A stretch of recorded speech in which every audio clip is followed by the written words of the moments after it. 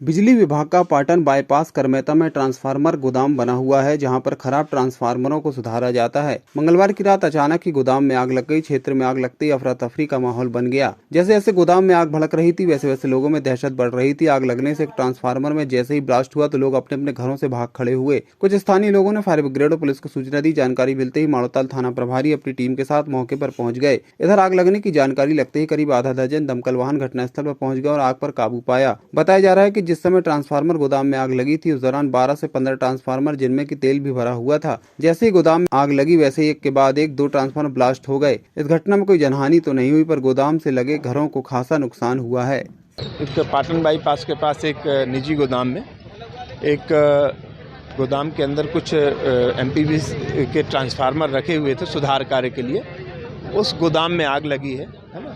और आग लगने के बाद पुलिस प्रशासन और फायर ब्रिगेड का अमला उसको आग में काबू पाने का प्रयास कर रहा है। मौके में अभी कार्रवाई चल रही है। और आग इतनी तेज़ थी कि आजू बाजू पूरा रेसिडेंस एरिया है, चारों तरफ कॉलोनी है। मुश्किल से 100 50 फीट पे वहाँ मकान बने हुए हैं। इस टाइप की फैक्ट्री में आग लगना, वो तो दमकल विभाग और हमारे माड़ोताल पुलिस का विभाग तत्काल यहाँ मौके पर पहुँच गया, जिससे आग में काबू पाया गया।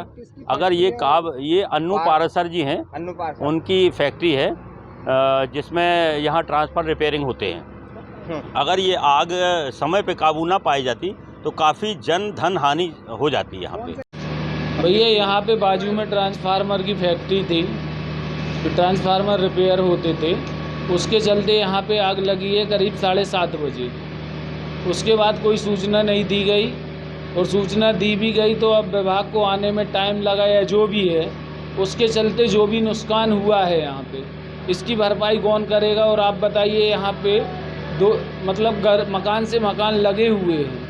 उन मकानों में अगर मान लो जनधन की हानि हो जाती, बड़ी घटना कोई घट जाती, अगर आग पे अगर काबू नहीं पाते तो उसकी भरपाई कौन करता।